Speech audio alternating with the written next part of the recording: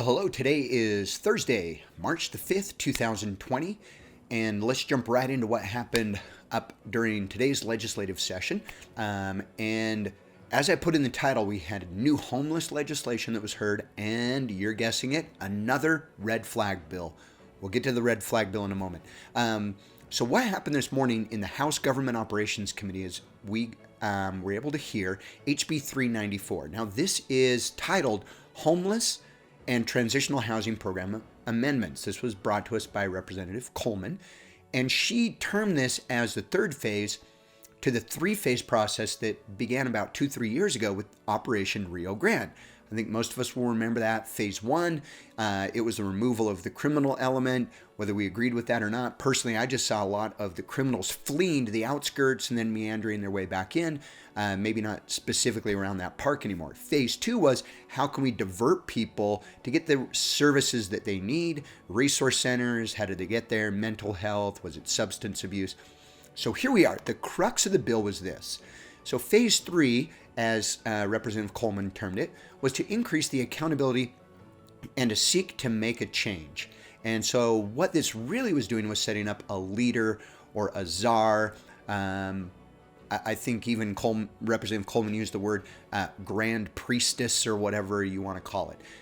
But the premise behind this was that currently, where there is a committee that helps with the homeless needs within the state, and specifically Salt Lake County, this was going to create one person in order to do that. Things started to get a little bit out of flux, but Representative Coleman was very well prepared. She had previous Speaker of the House, Wayne Niederhauser, come in and testify on her behalf. She also brought in Senator Scott Howell, who's retired, and he was the one who kind of saved the day for this particular bill, if you like the bill.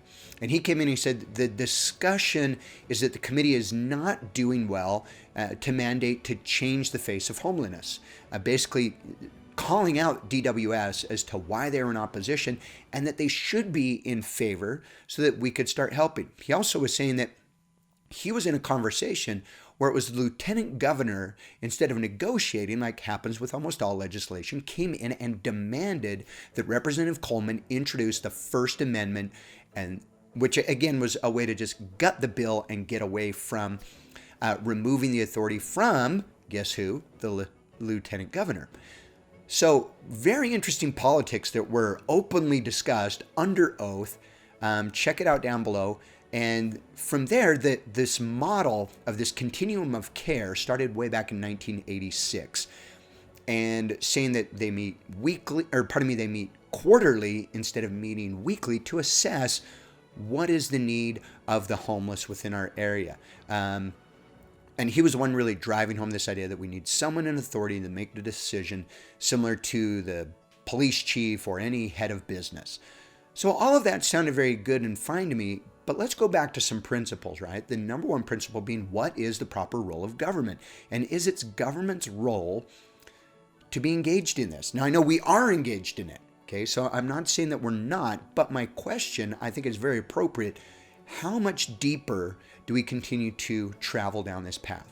On the House floor, we heard 19 bills, and that was over 4 hours. So a lot of contested bills going on. In fact, we had 9 that were opposed. 6 of those were opposed with 10 or more votes. So let's look at each one of those. We had SB 131, and this was a small mining operations amendment. 19 people didn't like it, still passed. Very partisan vote here. And this was going to be changing the idea of a small mining operation from 10 acres to 20, and then from 5 to 10, so that they could bring in all of the equipment that they need. There's SB 377. This is a healthcare funding amendment. Every one of the Democrats opposed it, and this was a 56 to 16 to 3. Interesting bill here, because what it's really seeking to do is to be able to bring Title X back to Utah. Now, we all know Title X is federal money that was originally granted exclusively to Planned Parenthood, but under the Trump administration, it could no longer go towards funding any abortion. So the way that this is set up across the nation is that this money is still there, but it must be given to assist with minors in family planning. And here's a trick: it has to be given per federal mandate without parental consent. Something that Utah would never do, or at least they haven't. So what this bill was seeking to do is actually allow or provide for an exception under that federal rule that the feds would still give us the money knowing that we are going to require parental consent. Representative Ward got up and said, hey, this sounds great, but it's not going to work, right? The reality is that the feds will not listen to us on this one.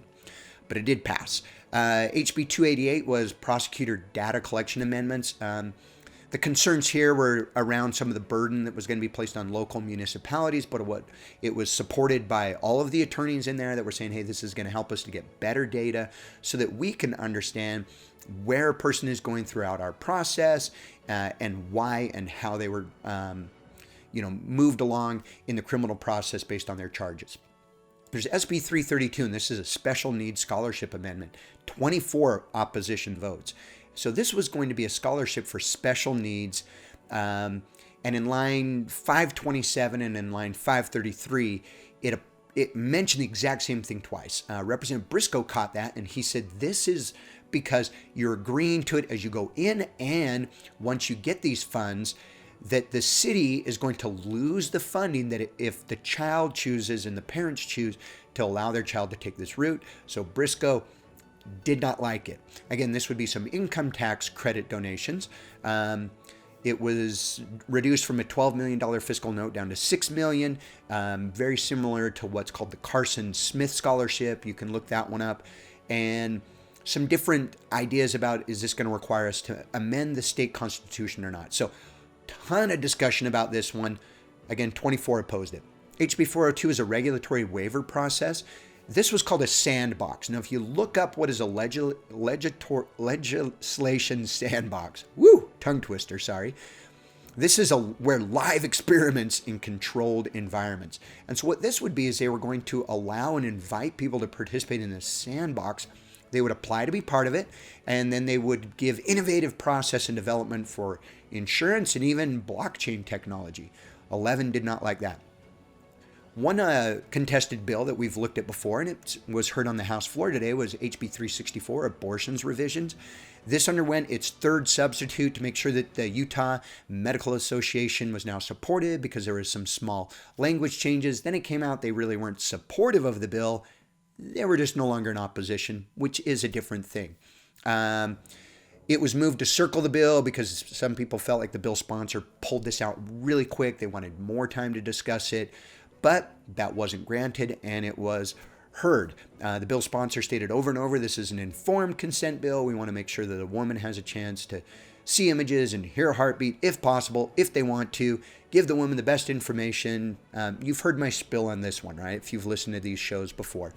In the end, this bill did pass. It was opposed by 20. Now, there's only 16 Democrats on the House floor, so there was a number of Republicans that said this doesn't work. And it's probably for those reasons that I've discussed on this show before, which is it opens up that opportunity for the government to begin mandating medical treatment to an unwilling participant, a minor, or an adult. You have to have this done, and it mandates a medical procedure to be performed when a medical professional may feel like it is not the best way to go. But it's now done, and we'll be moving forward from there. We had 13 new bills that popped up. We have a couple bills tomorrow that are coming up in committee I want you to be aware of. HB 435 is Crime Victim Reparations and Assistant Board Amendments. Brian King brought us this one. If you listen to the special session, which I did, he was not happy about the Swallow settlement. So here's some legislation to try to curtail how much the government can be on the hook for. We also have SB 390. These are some amendments to asset forfeiture. This is being run by Representative Perry, a police officer. I don't like this bill either. It's not solving the issue that we have with this idea of asset forfeiture, that during the course of a crime, the police officer could see some cash or other valuables inside your vehicle, and he could seize that from you and then hold it. This bill is really just charging and trying to see how quickly that evidence should be processed. All right, you made it this far. Once again, we have a new red flag bill that has come out. This is SB 246, brought to us by another Republican this time, Senator Weiler, and it's called Extreme Risk Protection Order Requirements. Ooh, right? Doesn't that make you feel better that it's only going to be used in extreme moments? Well, let's look at lines 12 through 15. They say, enacts the Extreme Risk Protective Order Act.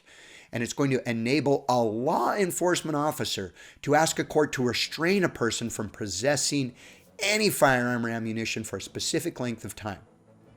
Again, Second Amendment shall not be infringed. Now, in the event that we have a criminal, take their weapons away from them. They shouldn't have them. They're a threat to society.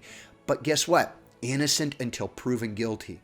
So this, in my opinion, violates almost every provision of our Constitution and every provision of our inalienable rights, one that needs to be opposed. So we'll watch it closely to see its development.